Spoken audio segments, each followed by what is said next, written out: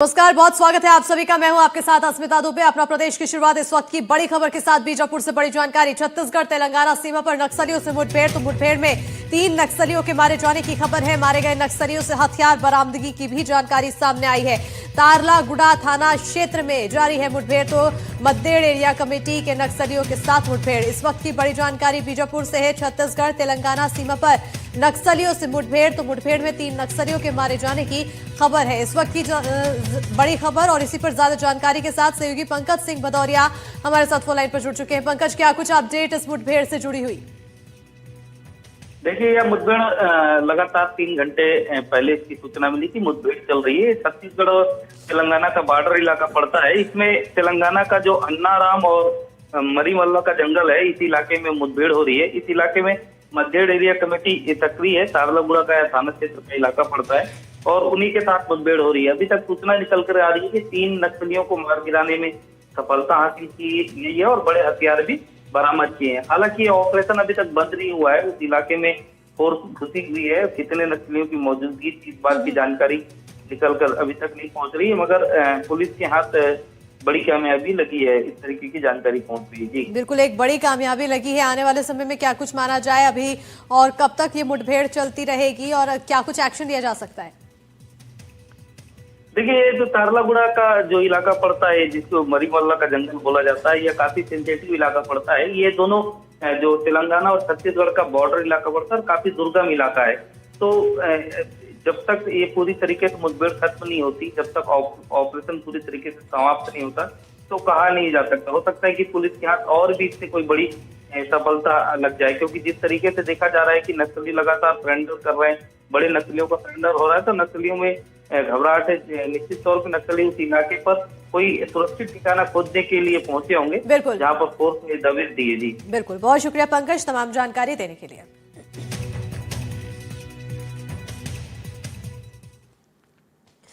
खबरों में आगे बढ़ेंगे। शिवपुर से अगली बड़ी खबर है, जहां मुआवजा को लेकर किसानों का विरोध प्रदर्शन देखने को मिल रहा है। बारिश की वजह से खेतों में खड़ी धान की फसल नष्ट हो गई है। बताते चले कि किसानों की मेहनत और पूंजी दोनों ही डूब गई।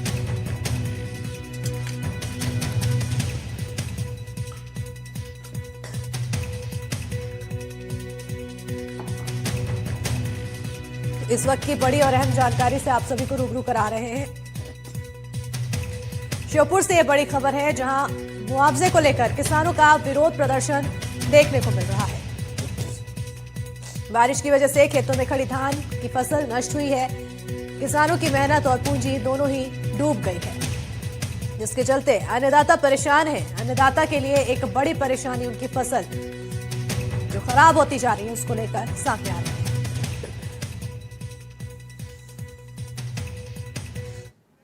और श्योपुर से ही अगली बड़ी खबर है। कांग्रेस विधायक का अनोखा विरोध प्रदर्शन भी देखने को मिला है, जहां बाबू जंडेल ने नंगे पैर रहने का फैसला लिया है। किसानों को मुआवजा दिए जाने की मांग कर रहे हैं। मुआवजा नहीं मिलने तक नहीं पहनेंगे चप्पल। बेमौसम बारिश के चलते फसलें बर्बाद हुई है, तो सर्वे कराकर जल्द मुआवजा देने की मांग की जा रही है।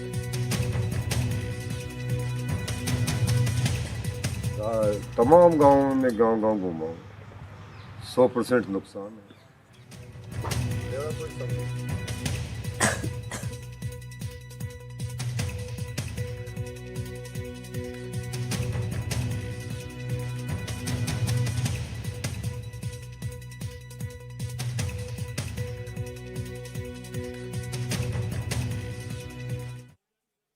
देखो, बेमौसम के कारण मेरा क्षेत्र में धान की फसल बर्बाद हो चुकी है और पूरा क्षेत्र ये धान का कटोरा है। इसमें 95% धान की खेती है। ऐसी स्थिति जब खराब हुई तो मेरे क्षेत्र के पूरा किसान दुखी है। 2 दिन तक रोटी पानी तक भी नहीं खाए, परिवार के लोगों ने दुखी था। तो मैंने संकल्प ले लिया, जब तक मैं किसानों का मुआवजा नहीं दूंगा, जब तक मैं जूता नहीं पहनूंगा। ये मेरा संकल्प है। और इसी पर ज्यादा जानकारी के साथ फोन लाइन पर सहयोगी अजय राठौर जुड़ चुके हैं। अजय, किसानों की फसलें खराब हो रही है, किसानों की एक चिंता बढ़ती जा रही है, दूसरी ओर एक फैसला यहां पर लिया गया विधायक की तरफ से और नंगे पैर रहने का उन्होंने फैसला लिया है। क्या उनके इस फैसले के बाद कुछ असर देखने को मिला कि किसानों के मुआवजे को लेकर बात बनी हो या फिर किसी भी तरह की पहल? देखिए, अब जिस तरीके से बारिश हुई थी उसके बाद जो धान की फसल है नुकसान हो गया था और उसके बाद किसान जरूर है सरकार से मुआवजे की मांग कर रहे हैं और इसी बीच लगातार सियासत भी जारी है, चाहे बीजेपी हो चाहे कांग्रेस हो। बीजेपी जहां सरकार के मंत्रियों से खुद मुख्यमंत्री से मिलने जो यहाँ के बीजेपी के जिलाध्यक्ष शशांक भूषण वहां पहुंचे थे और उन्होंने किसानों को मुआवजा देने के लिए मुख्यमंत्री से बात की थी। और इसके बाद दूसरी तरफ देखा जाए तो कांग्रेस भी लगातार बीजेपी पे हमलावर है और देखा जा सकता है कि किसानों के हितैषी बनने के लिए लोग अपने अपने तरीके से किसानों का जो नुकसान है उस पर सियासत कर रहे हैं। और बाबू जंडेल की बात करें तो बाबू जंडेल लगातार सुर्खियों में रहते हैं। इससे पहले भी विधानसभा में बाल पीड़ितों को लेकर वो कोता फाड़ चुके हैं और उसके बाद कलेक्ट्रेट में जो सर के बल खड़े होकर अपना विरोध जताया था उन्होंने।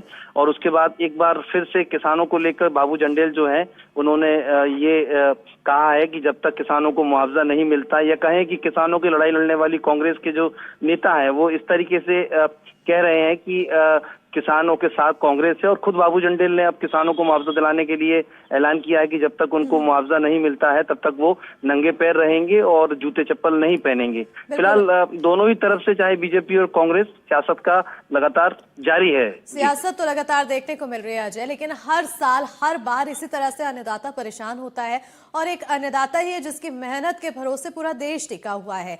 जब हर किसी का पेट भरता है, लेकिन जब बात आती है किसानों के फायदे की तो उस दौरान या तो फसलें खराब हो जाती है तो सरकार सिर्फ आश्वासन देती है और या तो फिर वादा करने के बाद मुंह मोड़ लेती है या गायब हो जाती है। अब नंगे पैर रहने से क्या उन्हें फायदा सच में मिल पाएगा, मुआवजा मिल पाएगा, ये बड़ा सवाल बनता है अजय।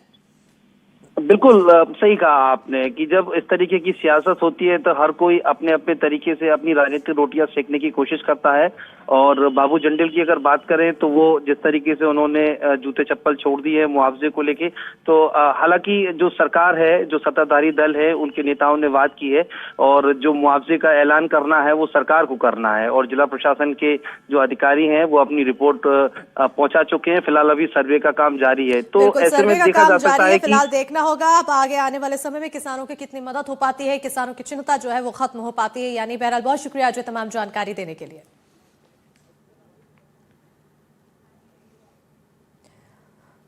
और अब खबरों में आगे बढ़ेंगे।